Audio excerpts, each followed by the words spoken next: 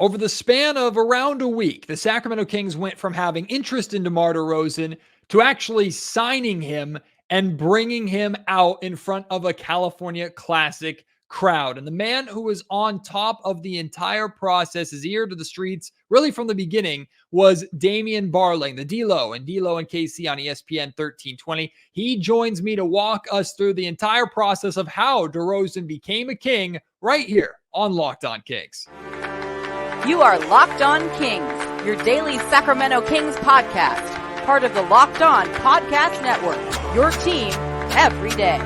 And now, ladies and gentlemen, it is that time for another episode of Locked On Kings. Hello and welcome into Locked On Kings, your podcast hub for Sacramento Kings coverage all offseason long. Today's episode is brought to you by FanDuel. Make every moment more. Playoffs are over, right? We are in the thick of summer, and sports aren't really sporting the way that we want them to right now. But this summer, all summer long, FanDuel is hooking up all customers with a boost or a bonus daily. There's something for everyone every day, all summer. Visit FanDuel.com to get started. My name is Matt George. I have the privilege of being your host here. I'm a Sacramento sports anchor and reporter for ABC 10 News. And Damien Barling has been a friend of mine for quite a while. And I've always enjoyed whether it was going on his show, D-Lo and KC, ESPN 1320, noon to 4, Monday through Friday, or him coming here on Locked On Kings, which he's been a frequent guest over the years. Always enjoy our conversations. And to see D-Lo covering and being really the guy in Sacramento who was more plugged into the DeMar DeRozan situation than anybody else, to kind of go through that journey with him and watch him and watch the success that he had in that moment. It made the DeMar DeRozan signing all the sweeter, right? It's always a win when local media can be on top of things like that and can beat out the Shams and the Wojs of the world who seem to get everything from the national perspective. When local journalism wins in so many ways, we all win. So to see Damien be all on top of this DeMar DeRozan situation was really, really cool. But now he joins me here on Locked On Kings to break down from the moment he heard about it to the deal getting done. We'll also talk about what he and I have heard and been told about the Lauri Markkanen sweepstakes and how that played a factor into things. There's so much in this conversation that I think you're going to enjoy. So please sit back, relax, and enjoy my conversation with D-Lo and KC's Damien Barling. I think a lot of us have the fast forward button on life jammed at the moment, trying to get to October as fast as possible so we can actually see this new look Kings team in action together. Unfortunately, we got to kill time. And now this is specifically the most dead part of the sports year. All-Star break for the MLB. Nothing else is going on. And then NBA is not helping us out right now other than Summer League. I know my guy Damien Barling, who hosts a 4-hour radio show Monday through Friday, understands that grind a lot more than a 30-minute Kings podcast. D-Lo, thank you so much for joining me here on Locked On Kings during this air quotes busy time. I appreciate it. I know things have slowed down for you since everything that went on around DeMar DeRozan. You were the guy that was on top of DeMar to Sacramento, not just over the 48 hours or so that it really caught fire, but really from the very beginning, before most of us, if any of us, knew that DeMar was on Sacramento's radar. So can you share with us just how this came about, how you got wind of it, and the process from the first whispers to DeMar DeRozan as a Sacramento King? Yeah, the first I heard about DeMar, it wasn't a whisper. It was just kind of in conversation, and I didn't really think a lot of it. It was just kind of conversations talking about basketball and ways that the Sacramento Kings could get better. And DeMar's name was mentioned, and I thought, I love DeMar DeRozan. We know he's a free agent, but you start thinking about math and like market and what does that entail, and kind of just brushed it off. And then KC had a separate conversation with a separate individual, and DeMar DeRozan was mentioned again. And that was the first time where it was like, okay, wait a minute. There's something here, but I still couldn't figure out the math in my head. Like I didn't know what DeMar was looking for at the time in terms of a salary. And truthfully, I wasn't sure what he was looking for in terms of a team and in terms of a fit. Obviously, we hear things like Miami, and then you hear the Lakers and the Clippers, and he's he famously dropped a version, a DeMar DeRozan Kobe that had the city of Compton on the inside of it. So everybody knows his ties there. Of course, the Kendrick Lamar video had just dropped a couple of days before. He was name dropped in that record. He's a son of Compton. And so it was kind of like, all right. And as free agency got underway, we kind of checked back and, we heard something about, the Kings are certainly interested in DeMar, but they're pursuing something else. At the time, I didn't really know what it was. And then I think it was that Tuesday that Mark Spears, I think, said on NBA Today for the first time, the Kings might be a dark horse for DeMar DeRozan. Okay. And then he had a line at the end of that, like I got the Kings back in the playoffs. I think they got a big trade coming up. Well, looking back at it, you feel like maybe the big trade he was alluding to was the sign and trade with DeMar DeRozan after a little bit of work. So we did work that day. Like when we got sent that clip, it was maybe 1:00 on the Tuesday radio show. I followed up with two different people. Both people were like, yeah, the Kings really like DeMar, but they did talk. But it doesn't feel like it's leading into anything, but and if it is, it's not leading to anything right now. So that was on Tuesday. And I kind of left it at that. I didn't pursue it any further. I was just kind of like, all right, that's kind of what we thought. It had tracked with what we had heard a couple of days prior. And then Thursday, Woj has the 4th of July. Woj has the report that the Kings are really interested in DeMar DeRozan. Later that evening, I got a text like, "Hey, things are back on with DeMar." And again, that was the end of that. It was like, all right, like salute. It was that Friday evening that I started, like, all of the pieces of the puzzle started to get put together. And I know you've talked about the trade that I think Mark might have been referring to was the Lauri Markkanen deal. The Kings had a very substantial offer out there for Lauri Markkanen. A trade that didn't include Keegan Murray, by the way, for those because that's the first thing that's going to come to people's mind. It absolutely did not include Keegan Murray, and they had put I don't want to say they put Utah on a deadline, but it was kind of like, hey, Danny, we got work to do. Like, are we negotiating? Are we talking? And essentially, Danny left them on red, right? Mm-hmm. Like it didn't get much of a reply, if any reply at all. And so they made the decision on Thursday. Let's go back to DeMar. And we're just going to wash our hands of this Lauri Markkanen deal. No one believes that Utah is actually doing a deal for Lauri Markkanen anyways. We put together our proposal. There's all these reports out there about Golden State's proposal. So they're clearly trying to get Keegan from us. Let's just leave that alone. We'll go back to DeMar DeRozan. And from that point, things went quick. Yeah. Like there was interest from DeMar. There was great interest in the Sacramento Kings. And it really became a matter of what's the price point for DeMar and how can the Sacramento Kings make it work. They found out the price point. They reached out to San Antonio. San Antonio had agreed to take on Harrison Barnes, and they had worked out the deal with the Chicago Bulls as well. That involved the Chris Duarte and pick swap or whatever else was involved in there. But all of that was kind of lined up. And so there was a lot of confidence on Friday night that DeMar DeRozan was going to be a Sacramento King. So come Saturday morning, I knew DeMar was going to be in Sacramento. And I knew that the hope was to introduce him at the Golden One Center with the California Classic that night. And that morning, I did my normal walk the dog, came back home, and I sat on the edge of my couch with my phone in my hand. And I started, I'm gonna keep this a bit vague, but I started texting the appropriate channels. Hey, here's what I've heard. Am I on the right track with this? I'm not a reporter. This isn't what I do. Like, I don't do what you do. I don't do what James. It was a kind of a rare, moment where I had something and I wanted to follow the proper channels. So I'm following the proper channels and I don't get a response.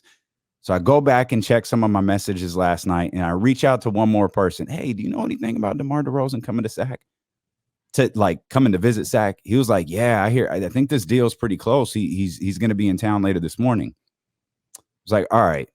So I tweeted, DeMar DeRozan is meeting with the Sacramento Kings, or is meeting with Kings officials in Sacramento today. And it just by pure coincidence, Shams reported it like 5 minutes later. Got him. And now I'm like pissed. And now I'm mad because like I tried to do this like a certain way. And it's like, all right, well, I know what's happening. So I'm not going to report it. And the main reason I didn't want to say, hey, DeMar DeRozan's like 99% a king.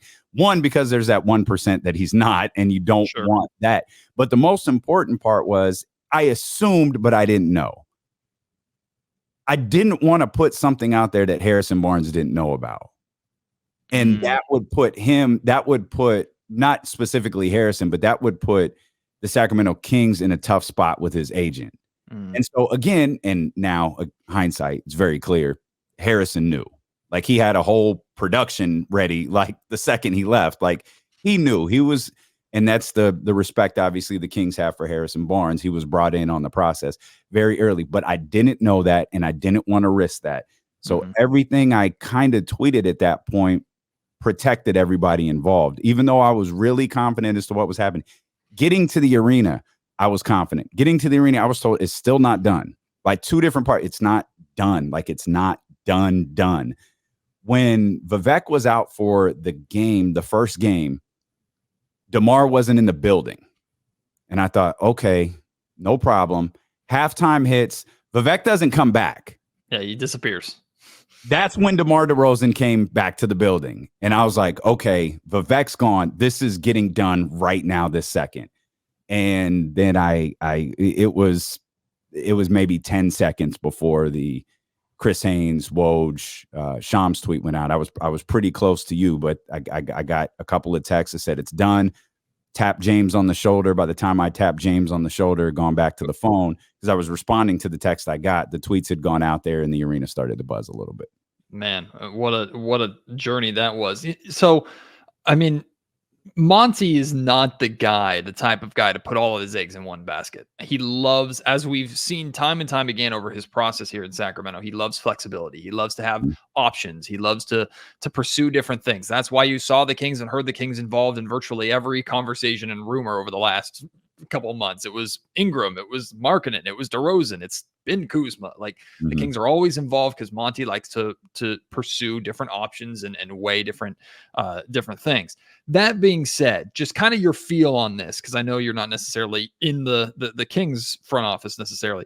Do you think if there's a plan A and plan B, or a priority target and then like a fallback option, DeMar falls more on the priority target than he does like a fallback option because Markkanen and Brandon Ingram fell through, right? Or wasn't going to happen at the speed that the Kings needed it to happen.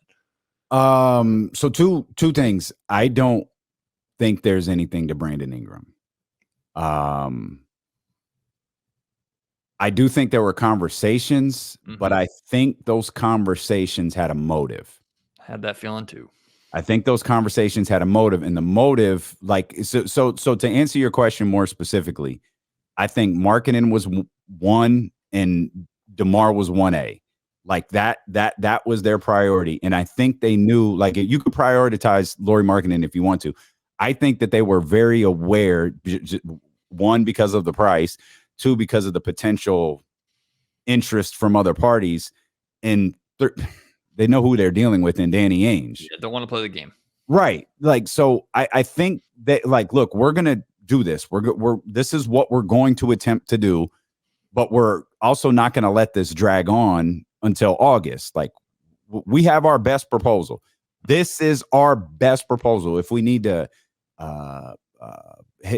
have a conversation about pick swaps or years, or we could have that conversation, but in its most sincere form, this is our proposal.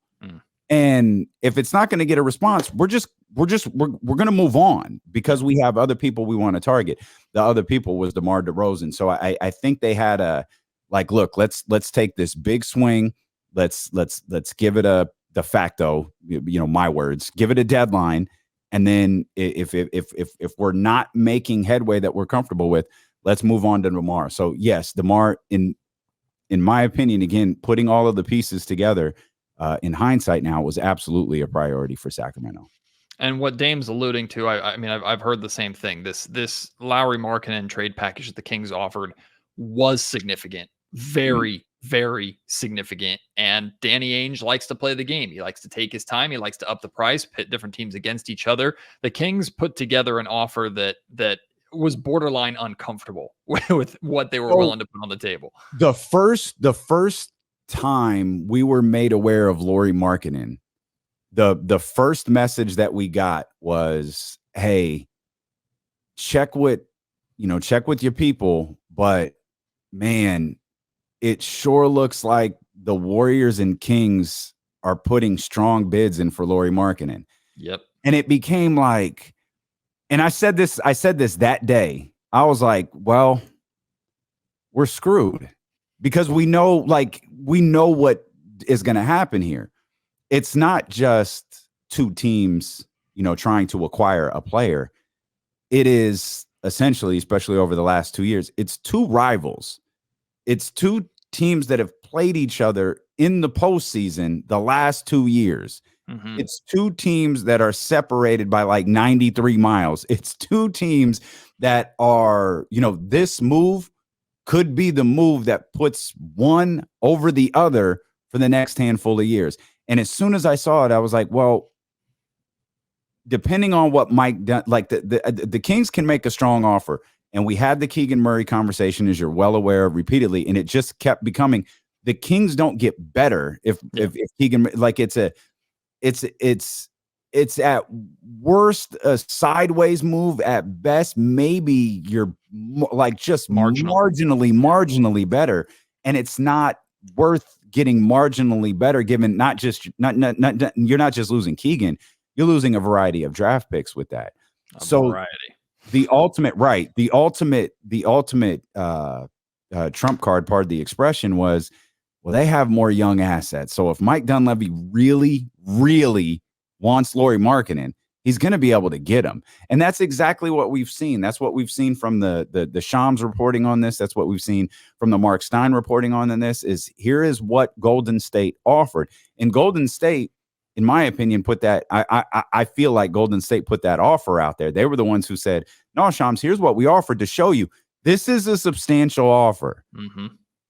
This is what Utah actually wants." And when you see what Utah wants with Pods and Kuminga and all of the picks and Moses Moody, you look at it like he's not serious. Like you can't do that. Yeah. If you're Mike Dunleavy, you can't do that. Just like if you were Monty McNair, you can't trade Keegan Murray in this. So it all goes back to like Utah not being serious with all of this. And to Danny's credit, I guess, he was pitting the two franchises against each other but credit to Monty McNair, he didn't bite. He was like, I have an offer. You don't like it?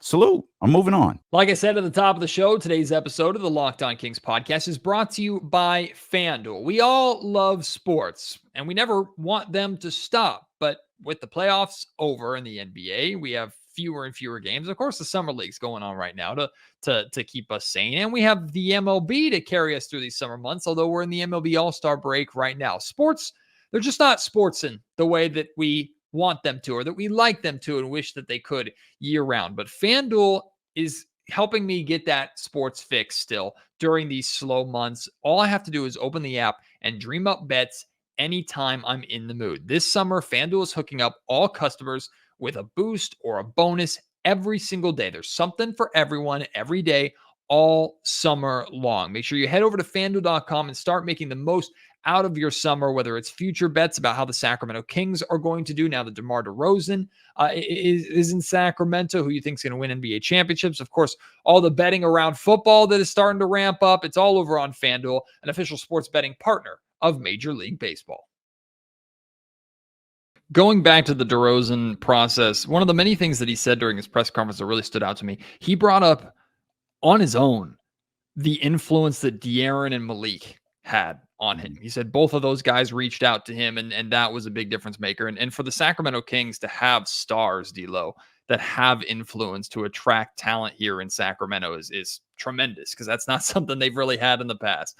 So have you heard, or did you hear about throughout the course of the process how directly involved or influential Fox and Malik and other players were, or was the press conference when DeRozan brought it up the first you heard of it?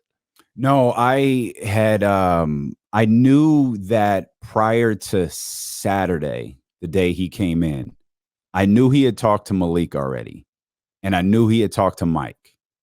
I wasn't clear if he had talked to De'Aaron or not. It certainly sounds like he had, but I couldn't get clarity on that. But I knew he had talked to Malik, and I knew he had talked to Mike. I knew the idea was when he got to Sacramento, the first person like that he was going to spend an extended period of time with. Obviously, people picked him up at the airport. They talked on the drive, all of that stuff. But the first person he was going to spend a substantial amount of time with was going to be De'Aaron Fox. And I think the idea was the two were going to have lunch together, but they spent a great deal of that afternoon together while DeMar's agent, Aaron Goodwin, and the Kings front office, they spent their time together working out the particulars of what this might look like. The feeling I got was DeMar was pretty confident he wanted to play in Sacramento, but he didn't want to commit until he got here. And after spending time with De'Aaron, and I think he said this during the press conference, like he knew that this was the right fit for him. So I don't even think I answered your question because I really don't know how much those guys talked before he got here. But I know when he got here on Saturday, they spent a lot of time together.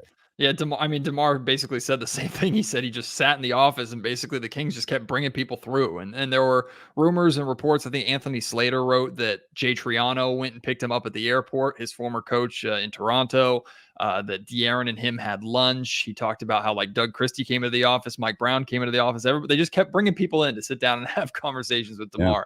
Yeah. And evidently it worked. D'Lo, I don't know how you feel about this necessarily or where you fall on this, so I got to be careful not to crap on it too hard in case you disagree. I think the age thing is played. I think it's tired. I think it's been overreacted to and overused. Yes, he's 34 years old. He's going to be 35 by the start of the season. That's definitely up there. He signed a 3-year deal. The third year is partially guaranteed. So, I mean, you got to pay and spend money to get free agents here. But you look at the track record of DeMar DeRozan and you see like 11 straight seasons of him scoring 20 or more points. You see him playing the fewest amount of games he's played in the last season or last 3 seasons is 74 games. The lowest amount of games he's played in a season period is 60. He's played 70 or more games in like, I think 13 seasons or it's like 11 or 13 seasons out of his career. This guy is available. This guy plays hard. He plays well and his numbers are consistent the older he gets. I asked him that when I got the chance to sit down with him and talk to him in the Golden One Center. He talked about how availability is so important to him, how much he loves the game, but he takes pride in being available and being there. And to hear that, not just from a veteran, but a veteran who's chosen to come to Sacramento, and again, another priority reason of why he said he came to Sacramento was winning. He believes that he can win here and the Kings can win with him as part of this core. Another thing we haven't heard a lot from free agents coming to Sacramento. So to me, age is just a number. I pay far more attention to the consistency of his stats and the numbers and the way that he plays specifically and how he gets those numbers. He doesn't get it by being a freak athlete like when he was in his 20s. He gets it by being a super efficient isolation, mid-range scorer and high basketball IQ player. I'm not worried about the age. Are you at all? No, not at all, for the reason that you just laid out, the track record. And we've been so conditioned to use the term Father Time is undefeated.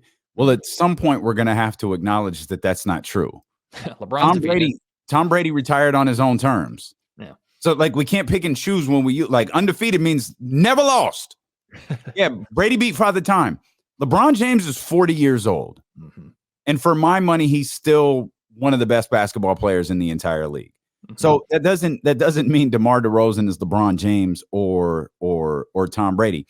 What it means is he's been able to take care of himself and play it away. You talk about the amount of games that he played, talk about the amount of minutes that he played. If there had been a systematic breakdown over the last few years where that 70 becomes 68, and then the 68 becomes 66, and then the 66 becomes 64, absolutely, I would understand everybody's concern, because now that there's a pattern, the pattern that DeMar DeRozan has established right now is that he plays. Mm-hmm. Age isn't a factor until it is. And right now, it's very much not with him. The way that he takes care of himself, the way that he approaches the game, There's no reason for age to be a concern. And the truly funny part about that is the people who are bitching and moaning about how old he is are the same people who were calling the station and sending messages and getting into the chatty house and atting Matt George Sack on Twitter and saying, well, we need Brandon Ingram. Okay. Let's run through let's run through that play log real quick. They're the same people who would, bring up these different names where it's like you can find flaws in virtually everyone. From, Zach LaVine, there's major flaws there. From Brandon Ingram, there's major flaws there. I'm sorry, has anyone looked at Lauri Markkanen's play log? His game log? Like it's the same thing. DeMar's is that he's 34. If that's the flaw that we're looking at, I'll take that, because the flaw is, well, he's 34 years old. All right, he's not going to play for you the next 10 years, but he's not Chris Paul. Chris Paul's 39, and salute to Chris Paul, one of the greatest pure point guards of this generation, if not the greatest. You see the breakdown, right? You don't see that with DeMar. And I mean, what's Chris, 39? Yeah. You get 4 more years of DeMar DeRozan like this, man. You're in really, really good shape. If you start to see a breakdown in that, if he's still with the Sacramento Kings in 3 years and that non-guaranteed year, like, yo, he's been great, we want to bring him back for 2 more, and you start to see a little break right there, that's at age 37 and 38. I'll take that. I'll take that. That's perfectly fine, because by that point, Keegan better be the man. And now you have a veteran who is respected, who is more than just a cup of coffee with Sacramento. Now he's like, no, I'm here. Let's see this thing through. Yeah, I'll take a chance on that any day. This episode of Locked On Kings is also brought to you by eBay Motors. Passion, drive, and patience. The formula for winning championships is also what keeps your ride or die alive. eBay Motors has everything you need to maintain your vehicle and level it up to peak performance. Superchargers, roof racks, exhaust kits, LED headlights, and more. Whether into speed, power, or style, eBay Motors has got you covered. With over 122 million parts for your number one ride or die, you'll always find exactly what you're looking for. And with eBay Guaranteed Fit, your part is guaranteed to fit your ride every time, or you get your money back, because with eBay Motors, you're burning rubber, not cash. With all the parts you need at the prices you want, it's easy to make your car the MVP and bring home some huge wins. Keep your ride or die alive at ebaymotors.com. Eligible items only. Exclusions apply. eBay Guaranteed Fit, only available to U.S. customers. Expectations are such a funny thing. Monty has made expectations very clear, and he made it even before the DeMar DeRozan deal was done. He made it on draft night when he basically said, like, we're making the playoffs, and anything less is unacceptable. And I think we're all kind of on the same page. The Kings have to get back into the playoffs, and that was pre-DeRozan. Now with DeRozan, how much higher do those expectations go? Because you still have a group that is figuring it out together, but you've added a 6-time All-Star and in my mind, future Hall of Famer to this roster that should only be getting better, considering Fox and Sabonis are in their prime. Keegan's in his 3rd year. Malik Monk is back, and I still think Malik has another level he can even take his game, whether it's as a starter or continuing as a 6th man. That's still to be determined. Like, this team should be looked at, in my opinion, as a team that is supposed to be threatening. Will they actually be? That's a different question. But how have expectations in your mind changed at all? Is it still, at least for next year, hey, just get back to the playoffs and see what you got, which is another reason why I like this move so much, D-Lo, because Monty still has assets. He didn't go all in with the DeMar DeRozan move. So Monty can see what this group looks like, and it sounds like this is what's going to happen. Then we get to the trade deadline next season, and the Kings are firmly in the 4th seed and realizing, hey, we can go for it right now. Suddenly player X becomes available, and he uses those assets then. Or we wait till next offseason and do this whole thing over again. Regardless, like, should expectations, you think, still be firmly set on, hey, just get back to the postseason right now and see what you have? Or do you think it's gone up now even another level to, no, this team, play-in shouldn't even be a conversation with this team anymore. Play-in should be considered a failure. So it's kind of blurred lines there. It's all over the place. No. So play-in shouldn't be considered a failure if you ultimately get to the playoffs. Right. Like, because we can be upset in the moment. Like, this team finished with 46 wins again and got to the play-in. Oh, this sucks. But if they win a game or two, depending on where they're slotted, then it's like, okay, it's fine. They're in the playoffs. My thing entering this year, even prior to DeMar, was at some point you have to take a step forward. Yeah. Just taking a step like it's fine. And we asked the question for years in year 12 of the playoff drought and 13 and 14 and 15 and all of this. We posed the question, do you want to deal with this or do you want to be the Portland Trailblazers?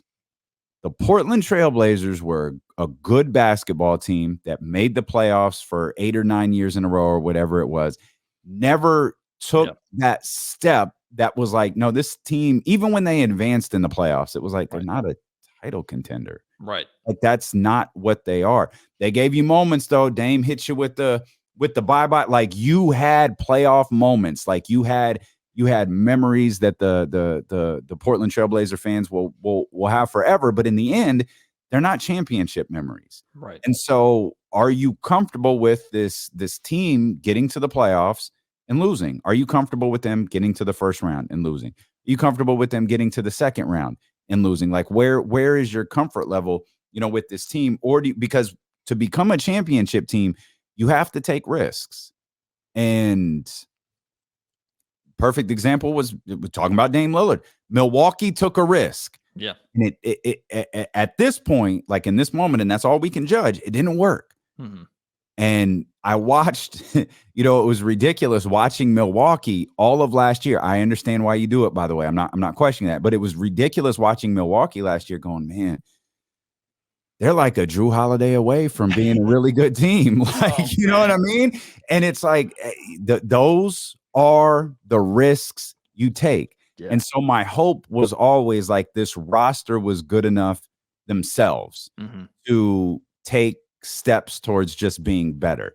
They were one game short of advancing to the second round of the playoffs, and we can speculate what would have happened against the Lakers and all of that. None of that matters. Right. They were one game away from advancing. Last year didn't go the way that any of us hoped, including the Sacramento Kings, but De'Aaron will be quick to tell you, we do a few small things. We're not talking in that locker room. They're not talking about Keegan, man, you got to take this massive leap and be a more aggressive scorer. Domas, you need to shoot the ball 2.5 more times per game.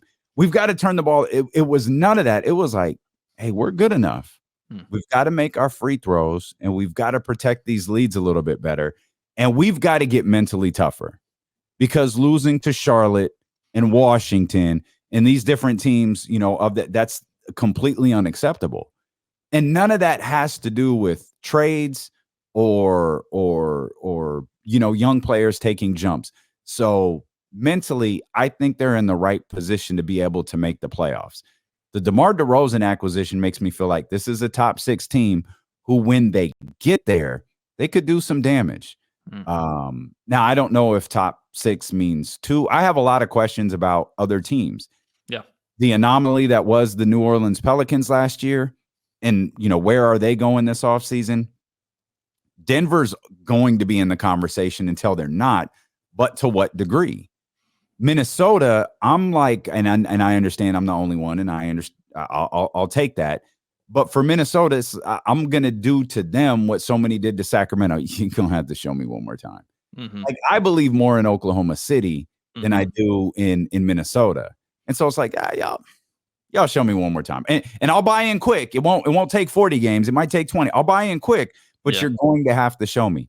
Dallas. I thought Dallas had an aggressive offseason, but I don't know what to think of them either. I'm not willing to slot that, like, just give me a Sharpie and let me put them, in the top 6. I'm not willing to do that. But like, I also respect the offseason that they had, and I wonder how much better they can be. It could go 2 ways. They could be worse, but they could also be better starting the year together and playing it out. So there's obviously a lot of competition there for Sacramento, but I think with DeMar DeRozan, it's a really good basketball team, and I have them at a top 6 team, at that 50 win number, and we'll see what happens from there.